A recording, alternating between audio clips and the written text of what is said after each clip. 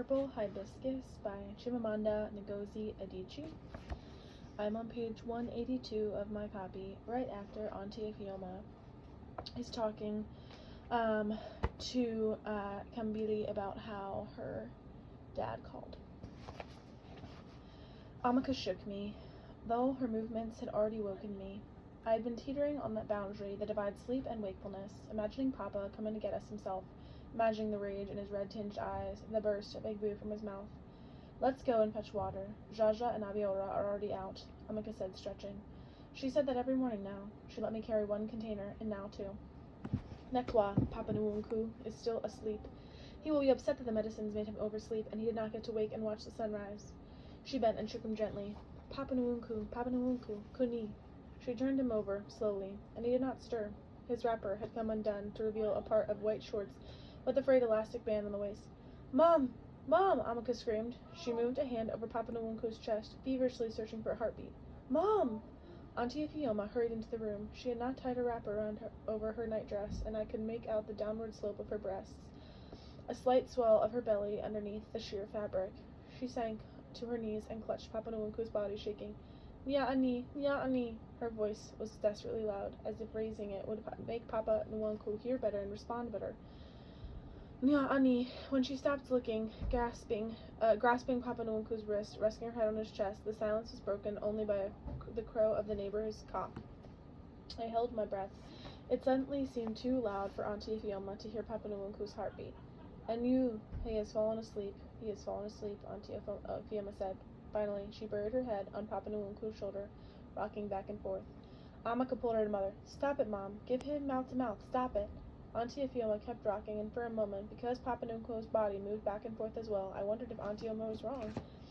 And Papa Nwunku was only nearly asleep. Nyamu, my father. Auntie Fioma's voice rang out, so pure and high it seemed to come from the ceiling. It was the same tone, the same piercing depth that I had heard sometimes in Abba, when mourners danced past our house, holding the photograph of a dead family member, shouting. Nyamu, Auntie Fioma screamed, still clutching Papa Nwunku. Amaka made feeble attempts to pull her off. Obiora and Jaja dashed out of the room, and I imagined our forebears a century ago, the ancestors Papa Nwunku prayed to, charging to defend their hamlet, coming back with lolling heads on long sticks.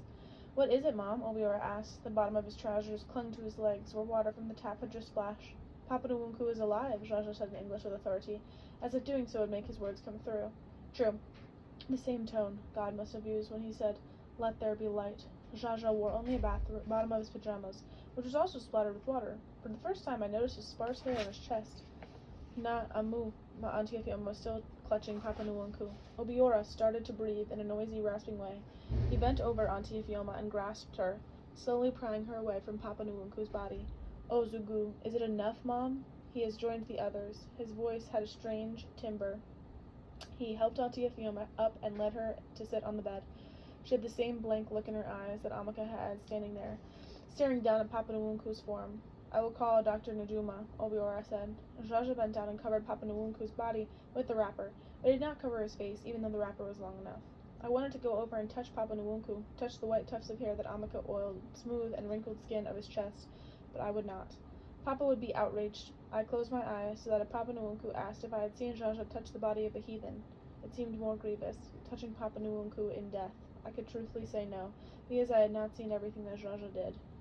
My eyes remained closed for a long time, and it seemed that my ears too were closed, because although I could hear the sound of voices, I did not make out what they said. When I finally opened my eyes, Jaja sat on the floor next to Papa Nwunku, sheathed frame. Obiora sat on the bed with Auntie Fioma, who was speaking. Wake Chima up, so we can tell him before the people from the mortuary come. Jaja stood up to go wake Chima. He wiped at the tears that slid down his cheeks as he went. I will clean where Azu lay, Mom, Obiora said. He let out a sporadic choking sound, crying deep in his throat. I knew that the reason he did not cry out loud was because he was the nwok of the house, the man Auntie Fioma had by her side. No, Auntie Fioma said. I will do it. She stood up then and hugged Obiora, and they held each other for a long time. I went toward the bathroom, the word Azu ringing in my ears. Papa Nwunku is an Azu now, a corpse.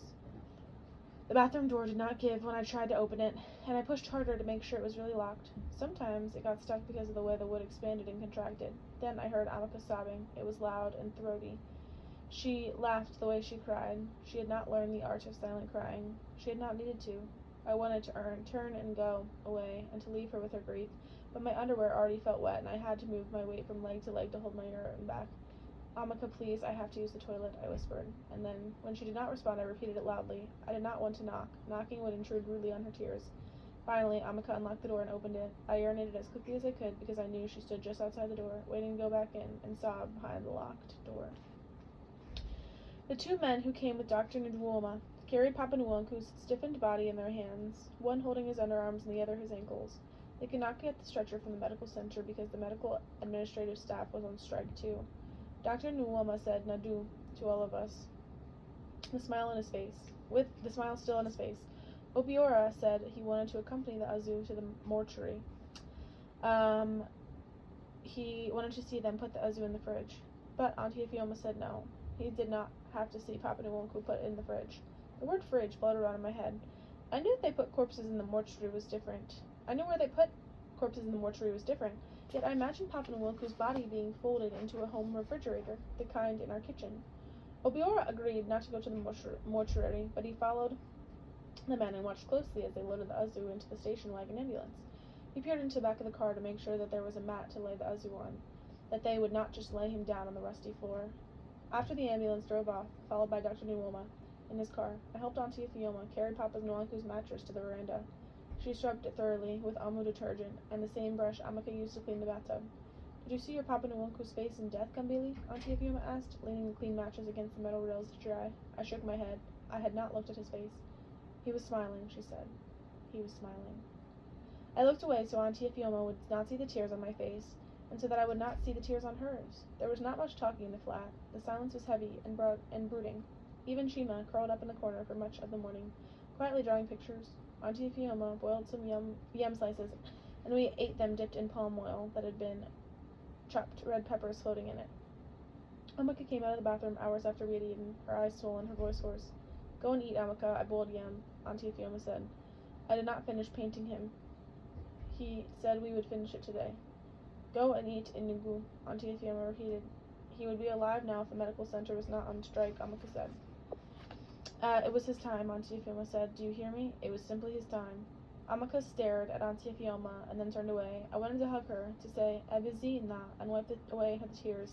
I wanted to cry loudly in front of her with her, but I knew it might anger her. She was already angry enough. Besides, I did not have the right to mourn Papa Nwonku with her.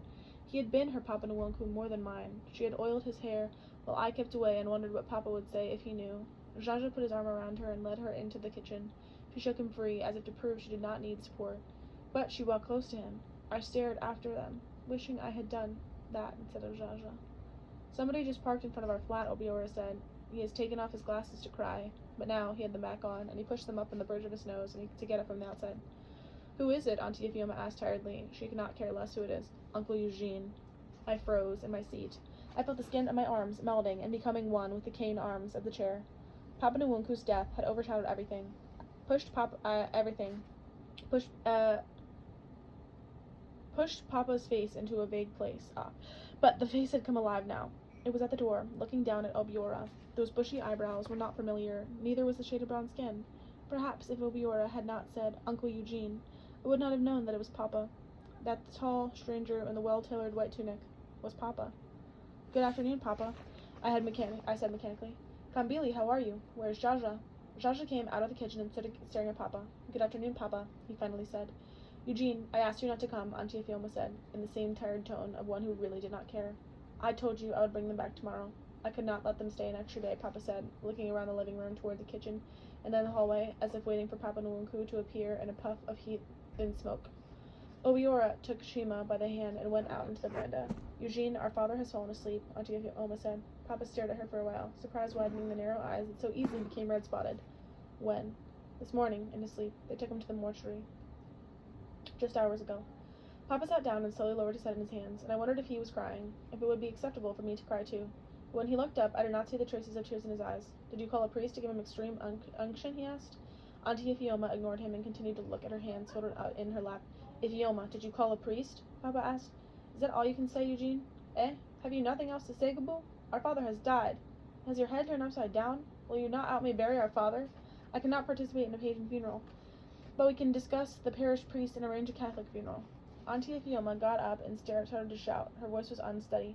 I will put my dead husband's grave up for sale, Eugene, before I give our father a Catholic funeral. Do you hear me? I said I will sell Epidiora's grave first. Was our father a Catholic? I ask you, Eugene, was he a Catholic? Uchigaboji.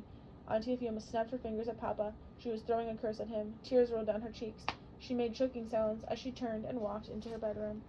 Kambili and Jaja, come, Papa said, standing up. He hugged us at the same time tightly. He kissed the tops of our heads before saying, go and pack your bags.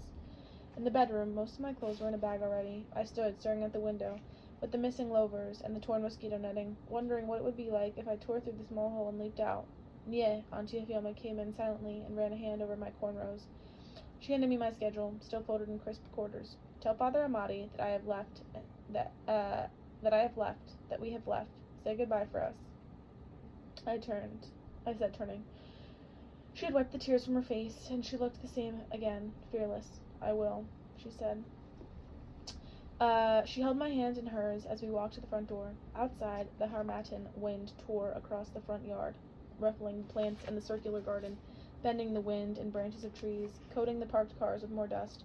Ubiora carried our bags to the Mercedes, where Kevin waited with the boot open. Chima started to cry. I knew he did not want Jaja to leave. Chima, oh, Zubu, you will see Jaja again. They will come again, Auntie Fioma said, holding him close. Papa did not say yes to back up what Auntie Fioma had said. Instead, to make Chima feel better, he said, oh, Zubu, it's enough. Hugged Chima and stuffed a small wad of Naira notes into Auntie Fioma's hand to buy Chima a present. Which made Chima smile. Amaka blinked rapidly as she said goodbye, and I was not sure if it was from a gritty wind or to keep more tears back. The dust coating her eyelashes looked stylish, like cocoa-colored mascara. She pressed something wrapped in a black cellophane into my hands, then turned and hurried back into the flat. I could see through the wrapping. It was the unfinished painting of Papa Nwunku. I hid it in my bag, quickly, and climbed into the car. Mama was at the door when we drove to our compound. Her face was swollen, and the area around her right eye was the black-purple shade of an overripe avocado. She was smiling. Amu, welcome, welcome. She hugged us at the same time, burying her head in Jaja's neck and then in mine. It seemed so long, so much longer than 10 days. Ifioma was busy tending to a heathen, Papa said, pouring a glass of water from the bottle Sissy placed on the table. She did not even think to take them to Okope on pilgrimage. Papa Nwunku is dead, Jaja said. Mama's hand flew to her chest. Chim, when? This morning, Jaja said. He died in his sleep. Mama wrapped her hands around herself. Ewu, he has gone to rest, Ewu. He has gone to face judgment, Papa said, putting his glass of water down. If Yoma did not have the sense to call a priest before he died, he might have converted before he died. Maybe he didn't want to convert, Jaja said. May he rest in peace, Mama said quickly. Papa looked at Jaja. What did you say? Is that what you have learned from living in that house of the heathen? No, Jaja said. Papa stared at Jaja, then at me, shaking his head slowly, as if we had somehow changed color. Go and bathe and come down for dinner, he said. As we went upstairs, Jaja walked in front of me, and I tried to place my feet on the exact spots where he placed his. Papa's prayer before dinner was longer than usual. He asked God to cleanse his children, to remove whatever spirit it was that made them lie to him about being in the same house as a heathen. It is a sin of omission, Lord, he said, as though God did not know. I said my amen loudly. Dinner was beans and rice with chunks of chicken. As I ate, I thought about how each chunk of chicken on my plate would be cut into 3 pieces in Auntie Fioma's house. Papa, may I have the key to my room, please? Jaja asked, setting his fork down. We were halfway through dinner. I took a deep breath and held it. Papa had always kept the keys to our rooms. What? Papa asked. The key to my room. I would like to have it, Makana, because I would like some privacy. Papa's pupils seemed to dart around in the whites of our eyes. What? What do you want privacy for? To commit a sin against your own body? Is that what you want to do? Masturbate? No, Jaja said. He moved his hand and knocked his glass of water over. See? That's what happens to my children, Papa asked. See? What has happened to my children? Papa asked the ceiling. See? How being with a heathen has changed them? Has taught them evil? We finished dinner in silence. Afterward, Jaja followed Papa upstairs. I sat with Mama in the living room, wondering why Jaja had asked for the key. Of course Papa would never give it to him. He knew that.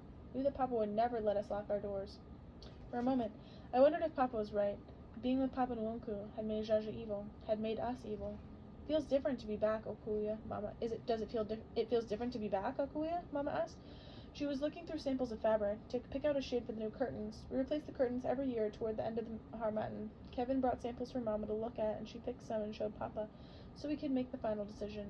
Papa usually chose her favorite, dark beige last year, sand beige this year. I wanted to tell Mama that it did feel different to be back, that our living room had too much empty space, too much wasted marble floor that gleamed from Cece's polishing and housed nothing.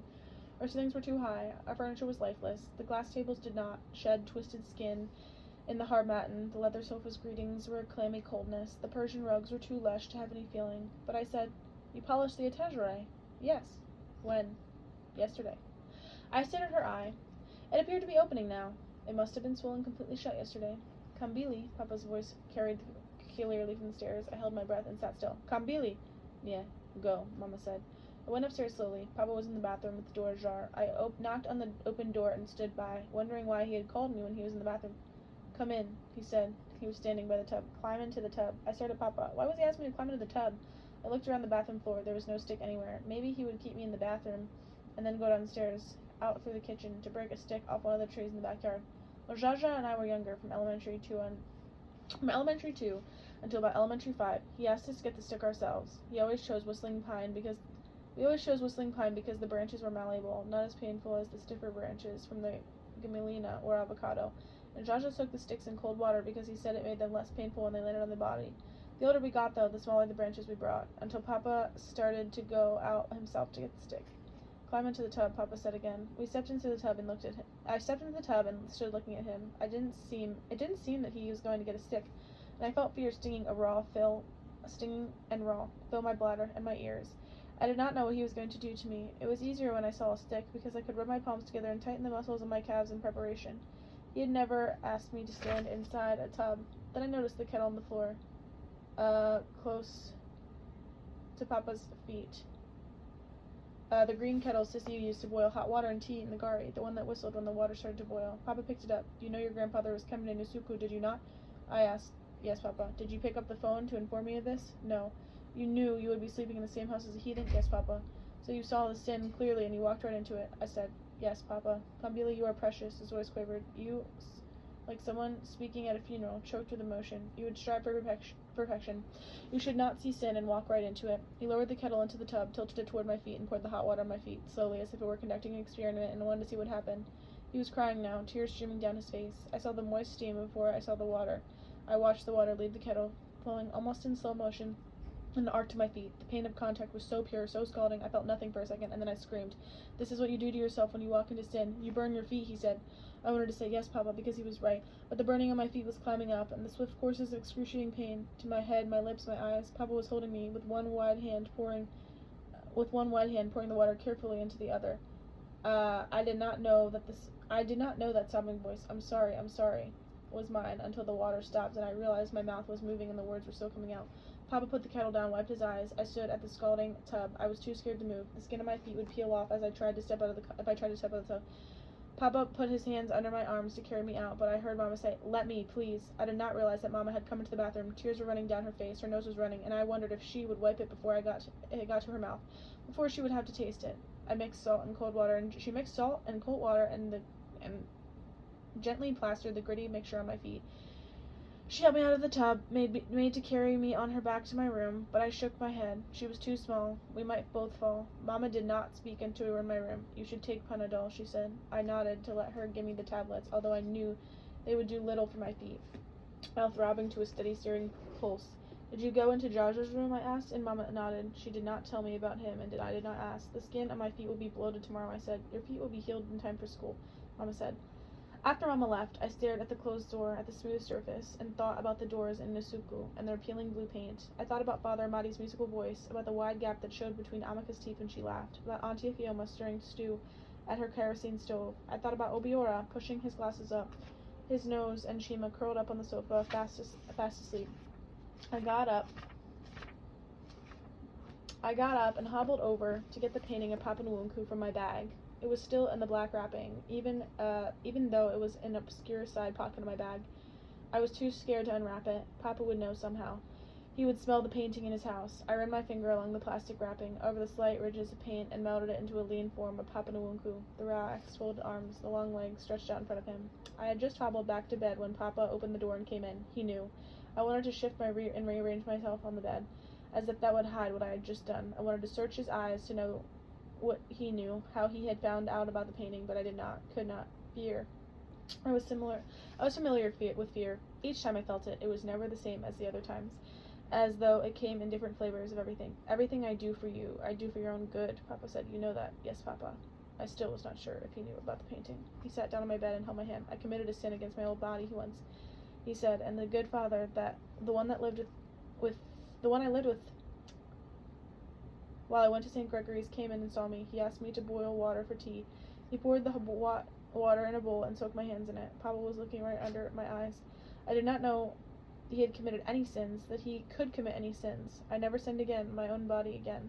The good father did was for my own good, he said. After Papa left, I did not think about his hands soaking in hot water for tea, his skin peeling off, his face set in tight lines of pain. Instead, I thought about the painting of Papa Nwunku in my bag. I did not get a chance to tell Jaja about the painting until the next day, a Saturday, when he came into my room during study time.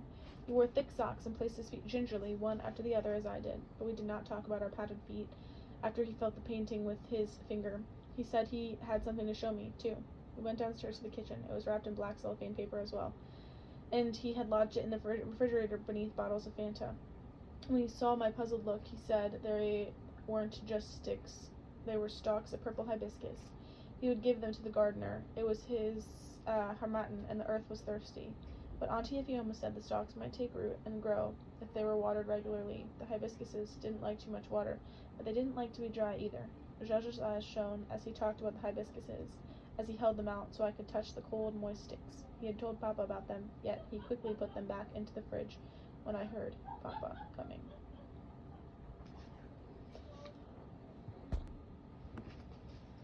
Lunch was yam porridge, the smell wafting around the house even before we went to the dining table. It smelled good, pieces of dried fish drifting in yellow sauce alongside the greens of cubed yams.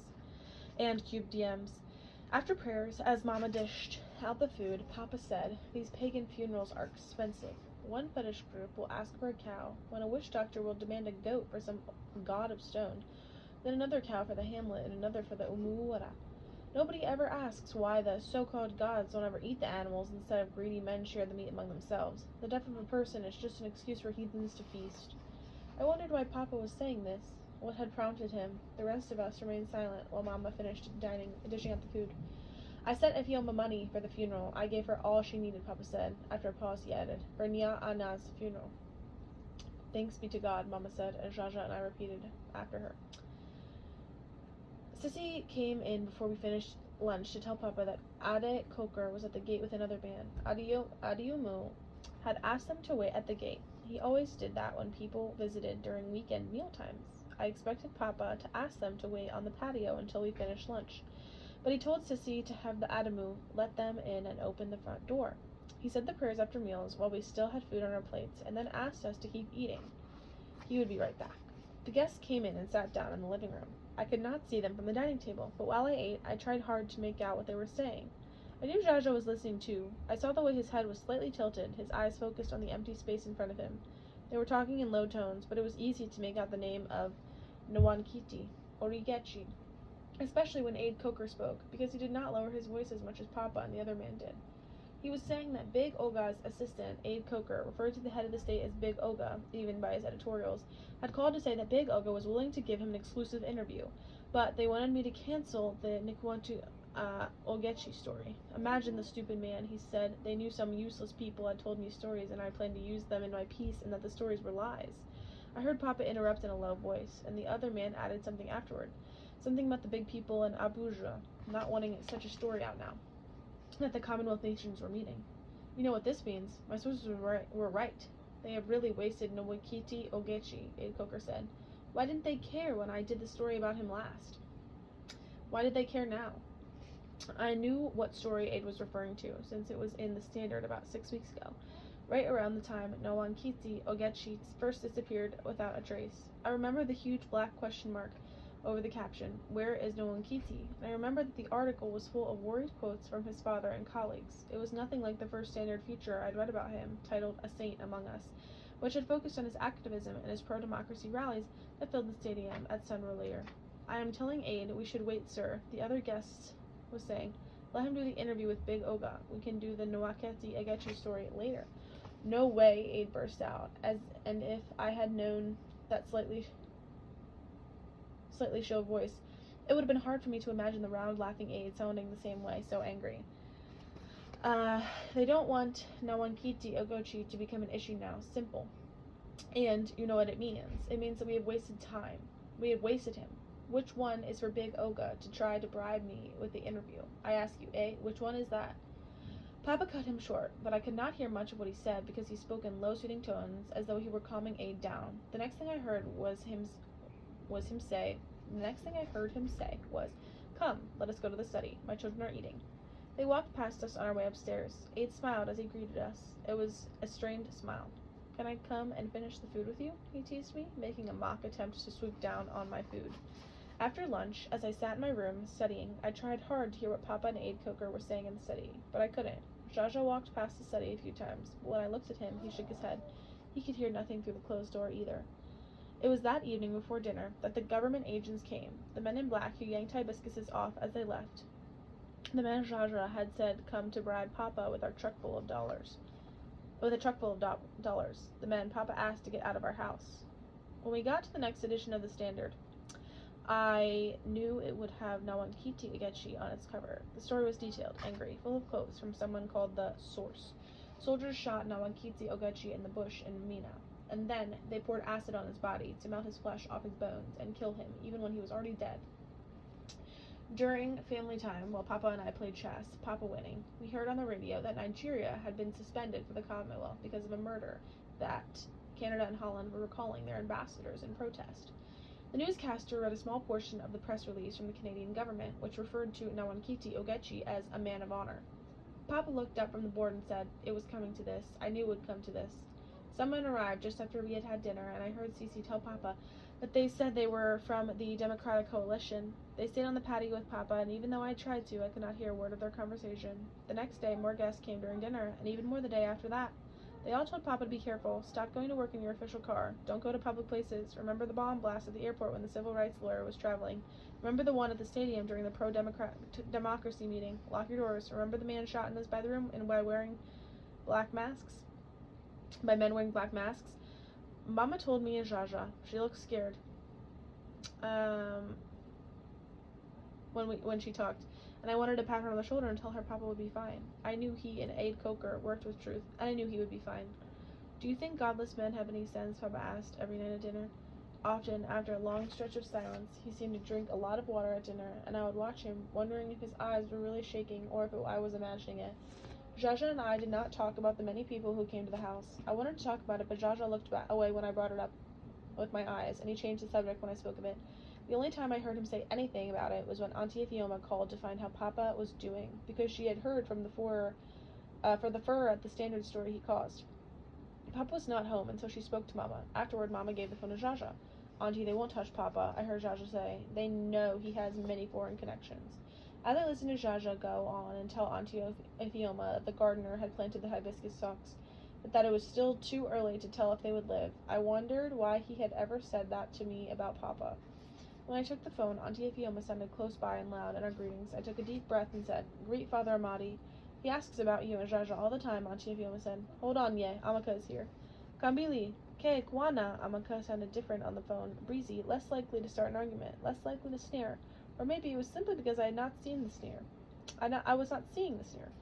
"I'm fine," I said. "Thank you. Thank you for the painting. I thought you might want to keep it." Amaka's voice was still hoarse when she spoke about Papa Nwunku. "Thank you," I whispered. I had not known that Amaka even thought of me, even knew what I wanted, even knew that I wanted it.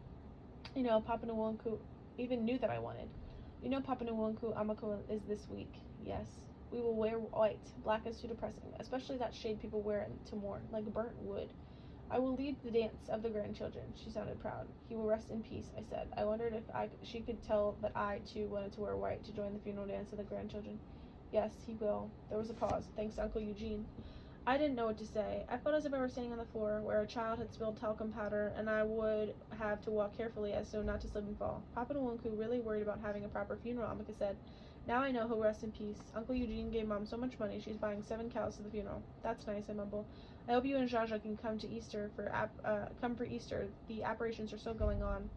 So maybe we can go to the pilgrimage of El Cope this year. It will make Uncle Eugene say yes, and I'm doing my confirmation on Easter Sunday, and I want you and Jaja to be there. I want to go too, I said, smiling, because the words I had just said, the whole conversation with Amaka were dreamlike. I thought about my old confirmation last year at St. Agnes. Papa had bought my white lace dress and soft layered veil, which the women in Mama's prayer group touched crowding around me after Mass. The bishop had trouble lifting the veil from my face to make the sign of the cross on my forehead and say, Ruth, be sealed with the gift of the Holy Spirit. Ruth. Papa had chosen my confirmation name. Have you picked a confirmation name, I asked? No, Amaka said. Nunguamu, Mom wants to remind Auntie Beatrice of something. Greet Chima and Obiora, I said before I handed the phone to Mama. Back in the room, I stared at my textbook and wondered if Father Amadi had really asked about us, or if Auntie Fioma had said so out of courtesy. So it would be that he remembered us, just as we remembered him. But Auntie Fioma was not like that. She would not say if he had not asked. I wondered if he had asked about us, Jaja and me, at the same time, like asking about 2 things that went together, corn and ube, rice and stew, yam and oil, or if he had separated us, asked about me, and then about Jaja. When I heard Papa come back from work, I roused myself and looked at my book. I'd been doodling on a sheet of paper, stick figures, and Father Amadi written over and over again. I tore up the piece of paper. I tore up many more of the following weeks. They all had Father Amadi written over and over again. On some, I tried to capture his voice using the symbols of music. On others, I formed the letters of his name using Roman numerals. I did not need to write his name down to see him, though I recognized a flash of his gait and loping, confident stride in the gardeners. I saw his lean, muscular build in Kevin when school resumed, even a flash of a smile in Mother Lucy's. I joined a group of girls in the volleyball field on the second day of school. I did not hear the whispers of backyard snob or the ridiculing laughter. I did not notice the amused pinches they gave one another. I stood, waiting with my hands clasped until I was picked. I saw only Father Amadi's clay-colored face, and I heard only, "You have good legs for running." Okay, and that concludes this chapter.